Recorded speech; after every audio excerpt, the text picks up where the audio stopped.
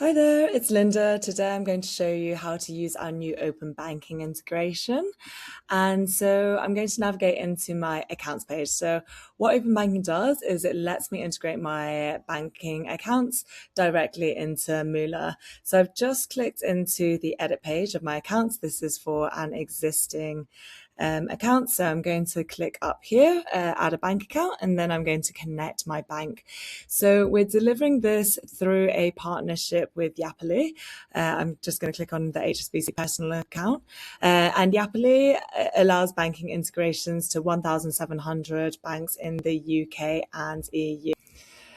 And so what happens when I click on connect my bank is that enables me to go into, actually, you see here, this is the HSBC website.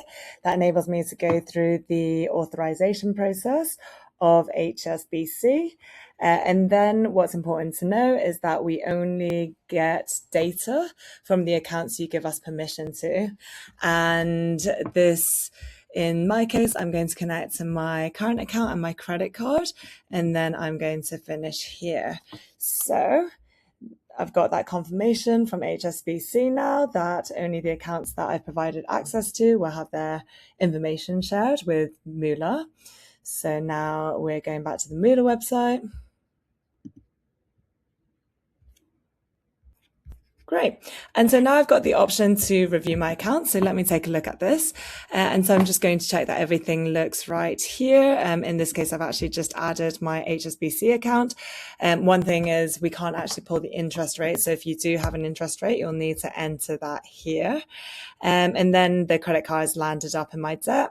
So I'm having a look here, and this is the annual interest rate on that credit card.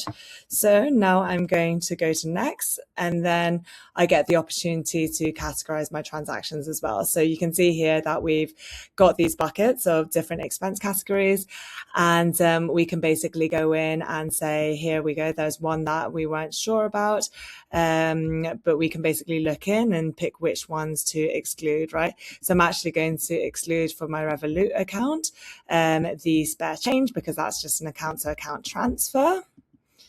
Okay. And yeah, running through here. And then, okay, let's say that I've done all that. Now that that's done, I can use the bank, generated ones. Same thing here. So review the one transaction we're not sure about. So this was actually a transport fee. So I've recategorized that into transport. Similarly, if anything looks wrong within here, for example, this one is actually a housing payment. I've actually just recategorized that into another bracket. Okay, so now I've checked that that one looks right, and I'm going to apply to my expenses. So that's gone into these different buckets now. And then I'm going to save my changes. And once I've done that, that'll take me back to my dashboard.